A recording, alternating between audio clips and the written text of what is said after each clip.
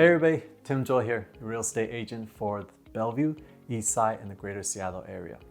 So I'm not sure if you heard, but there's this rumor that's going on saying that the interest rate is crazy high and it could potentially getting higher.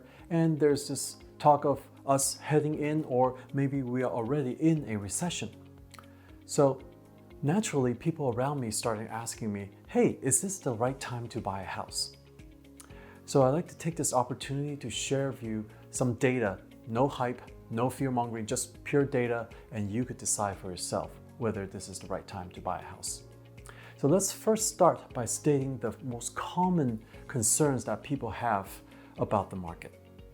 The first one is a recession will cause the real estate market to crash.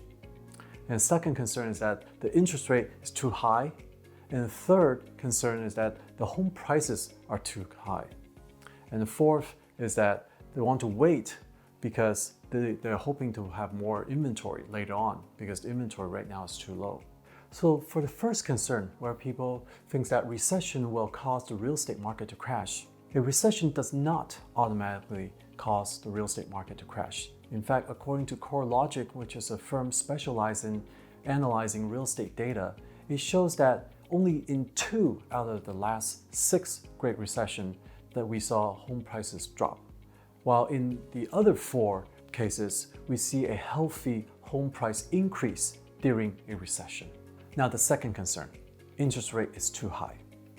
According to data gathered by Freddie Mac, our current mortgage interest rate is actually the second lowest in the last 5 decades. In fact, people were paying double-digit interest rates in the 80s. With the way the interest rates currently trending, it's likely to keep on trending up in the future.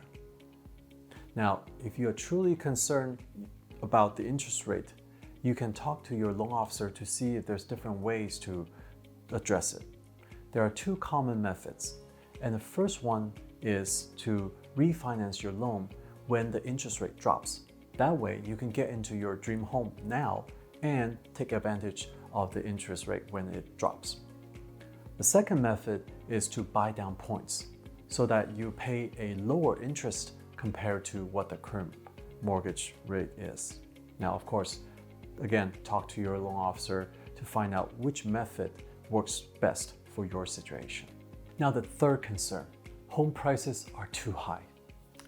Nationally, the average list price for homes is on an upward trend year over year. And locally, the average sold price for homes, according to the Northwest Multiple Listing Service, is on an uprising trend. The average home price forecast from 7 industry organizations for the year 2022 is at a 9% increase. Not a single one of these organizations indicated a drop in the home prices for this year. And according to the Home Price Expectation Survey, the price of homes are expected to continue to rise in the next 4 years, although at a much slower pace compared to 2022. In a survey of 114 housing market experts and economists by Zillow for the second quarter of 2022, the U.S. home values are expected to rise quite significantly over the next 4 years.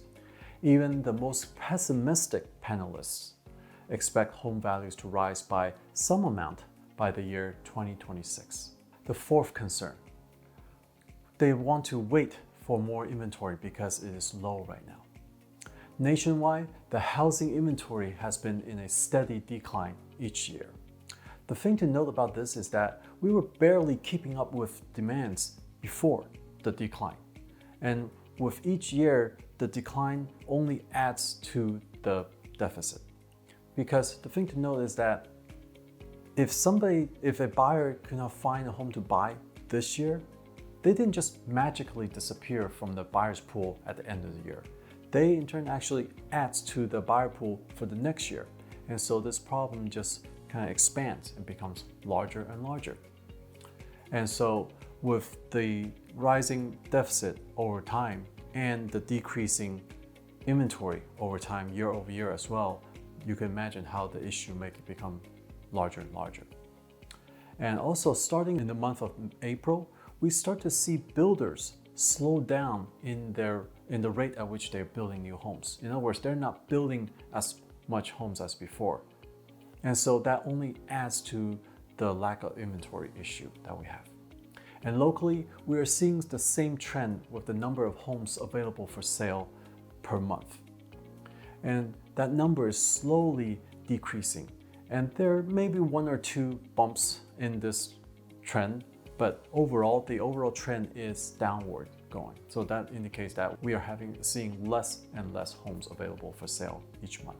The bottom line is no one has a crystal ball, so we don't know what the market will do in the short term. However, if you plan on holding the property for a few years or even longer, the data is clear. The real estate home values will continue to rise over time. So the sooner you buy a property, the sooner it can start appreciating along with the rest of the market. So that's it for now. If you like the content, please give me that thumbs up, hit that subscribe button, and ring that notification bell so you'll be notified when I have new content. Until then, good luck out there, and I'll see you next time.